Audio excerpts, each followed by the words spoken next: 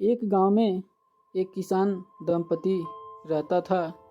किसान तो वृद्धा था, पर उसकी पत्नी युवती थी। अपने पति से संतुष्ट न रहने के कारण किसान की पत्नी सदा दूसरे पुरुष की खोज में रहती थी। इसी कारण एक क्षण भी घर में नहीं ठहरती थी।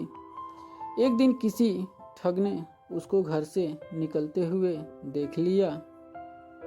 उसने उसका पीछा किया और जब देखा कि वह एकांत में पहुंच गई तो उसके सम्मुख जाकर उसने कहा, देखो, मेरी पत्नी का देहांत हो चुका है। मैं तुम पर अनुरक्त हूँ, मेरे साथ चलो। वह बोली, यदि ऐसी ही बात है तो मेरे पति के पास बहुत सा धन है।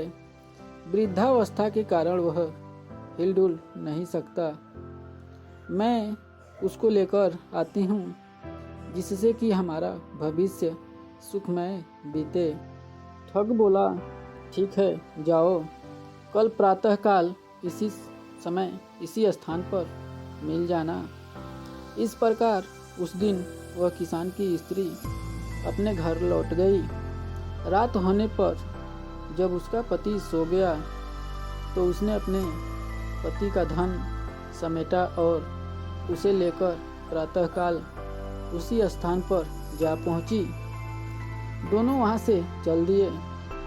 दोनों अपने ग्राम से बहुत दूर निकल गए थे कि तभी मार्ग में एक गहरी नदी आ गई। उस समय उस ठग के मन में विचार आया कि इस औरत को अपने साथ ले जाकर मैं क्या करूँगा, और फिर इसको खोजता हुआ कोई इसके पीछे आ गया तो वैसे भी संकट ही है।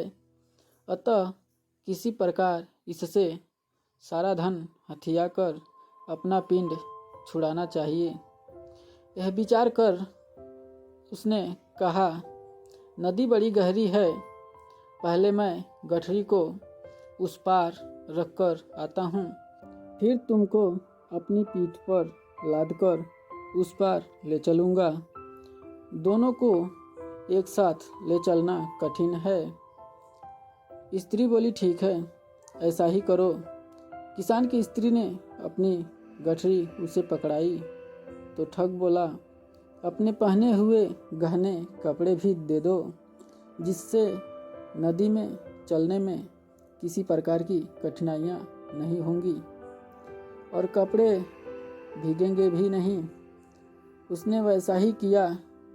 उन्हें लेकर ठग नदी के उस पार चला गया तो फिर लौटकर आया ही नहीं। वह औरत अपने कुकृत्यों के कारण कहीं की नहीं रही। दोस्तों, इस कहानी से हमें ये सीख मिलती है कि अपने हित के लिए गलत कर्मों का मार्ग नहीं अपनाना चाहिए। दोस्तों, ऐसी इंटरेस्टिंग कहानी सुनने के लिए हमारे channel RN the rock entertainment को लाइक एंड सब्सक्राइब करें। चलिए मिलते हैं नेक्स्ट वीडियो में।